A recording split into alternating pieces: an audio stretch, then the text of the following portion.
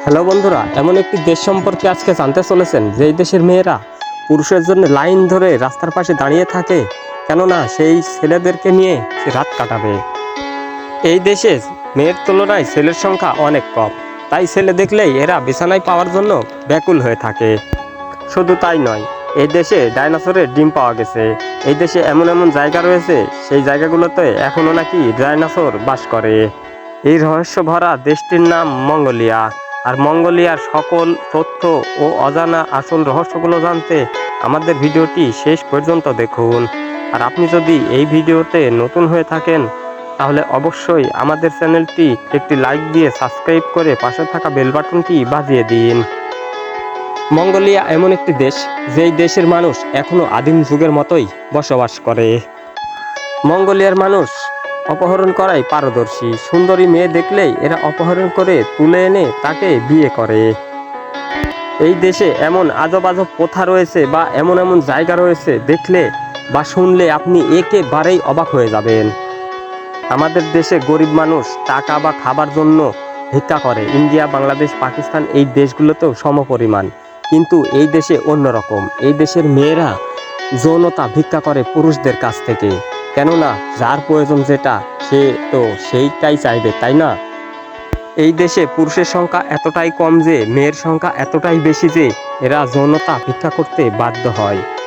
এই দেশে এখনও সুন্দরী সুন্দরী মেয়ে রয়েছে যাদের বয়স পার হয়ে যাচ্ছে তবুও বিয়ে হয়নি, কারণ ছেলের সংখ্যা খুবই কম যে বিয়ে করার মতো ছেলে পায় না। এই কারণেই পর্যটক দেখলেই এরা সেক্স বা মিলন করার জন্য ব্যাকুল হয়ে থাকে।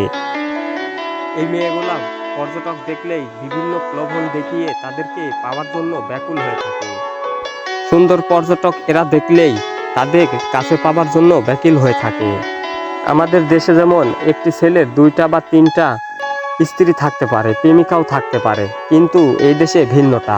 এই দেশে একটি মেয়ের 2টা বা 3টা বা 4টা স্বামী বা বয়ফ্রেন্ড থাকতে পারে। এই দেশের মেয়েরা রাতারাতি ছেলে পাল্টায়।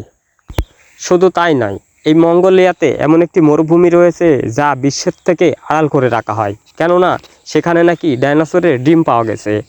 এই কারণেই বিশ্ব থেকে আড়াল করে রাখা হয়, যেন কোনো পর্যটক সেখানে যেতে না পারে। এখানে একটি মূর্তি স্থাপন করা হয়েছে। এই মূর্তিটি চেঙ্গিস খানের। এই চেঙ্গিস খান নাকি এদের গডফাদার। এ নাকি একসময় খুব ভয়ঙ্কর যোদ্ধা ছিলেন এবং রাজাও ছিলেন। এই চেঙ্গিস খান এতটাই ভয়ঙ্কর ছিলেন যে তার কথা শুনলে আশেপাশের লোকজনও ভয়ে প্রস্রাব করে দিত। এই চেঙ্গিস খানের মূর্তিটি এত বড় যে আপনি অনেক দূর থেকে তা দেখতে পাবেন। এই চেঙ্গিস খান 126 সালে অনেক বড় বড় রাষ্ট্রগুলো দখল করতে থাকে। আশেপাশের জায়গাগুলো সব কিছুই দখল করে নেয় এবং মুসলমানদের সাথেও অনেক যুদ্ধ নাকি এই চেঙ্গিস খানের আমলে করা হয়েছিল। 2003 সালে একটি গবেষণায় দেখা গেছে এই চেঙ্গিস খানের ডিএনএ নাকি 1,60,00,000 মানুষের ভিতরে উপস্থিত ছিল।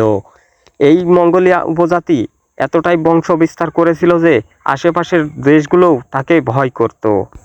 প্রাকৃতিক সৌন্দর্যে ভরা এই মঙ্গোলিয়া দেশটি আপনি উপভোগ করতে চাইলে যেতে পারেন সেখানেও।